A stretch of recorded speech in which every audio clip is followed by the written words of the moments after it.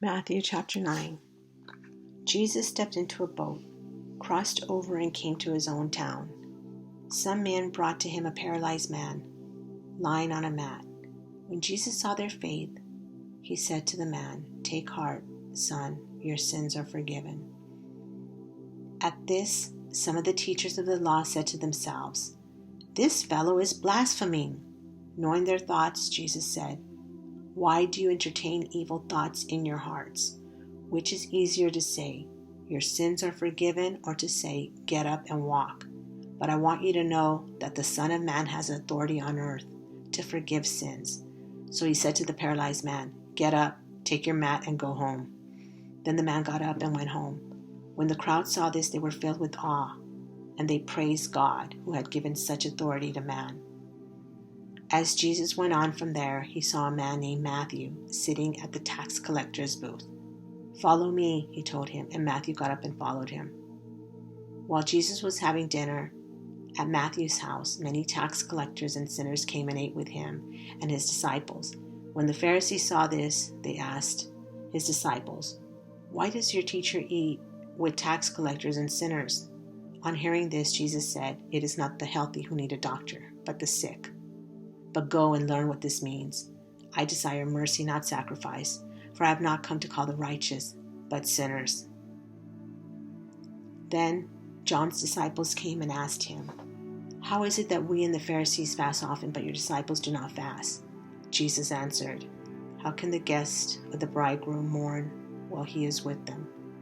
The time will come when the bridegroom will be taken from them. Then they will fast. No one sews a patch of unshrunk cloth on an old garment, for the patch will pull away from the garment, making the tear worse.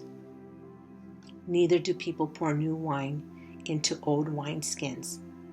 If they do, the skins will burst, the wine will run out, and the wineskins will be ruined. No, they pour new wine into new wineskins, and both are preserved."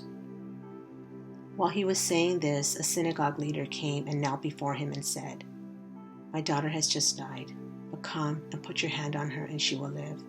Jesus got up and went with him, and so did his disciples.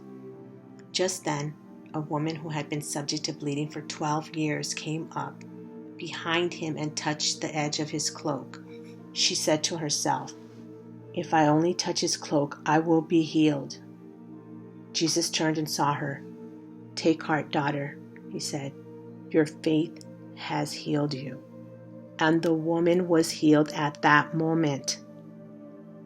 When Jesus entered the synagogue leader's house and saw the noisy crowd and the people playing pipes, he said, "Go away, the girl is not dead, but asleep."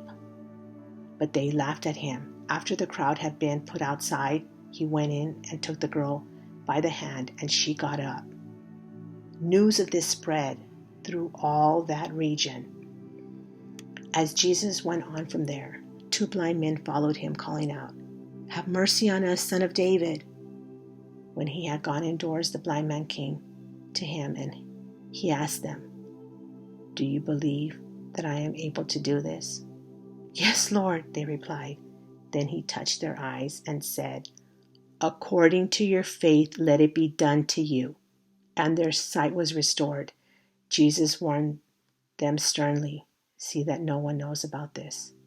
But they went out and spread the news about him all over that region. While they were going out, a man who was demon-possessed and could not talk was brought to Jesus. And when the demon was driven out, the man who had been mute spoke. The crowd was amazed and said, "Nothing like this has ever been seen in Israel." But the Pharisee says, "It is by the prince of demons that he drives out demons." Jesus went through all the towns and villages, teaching in their synagogues, proclaiming the good news of the kingdom, and healing every disease and sickness.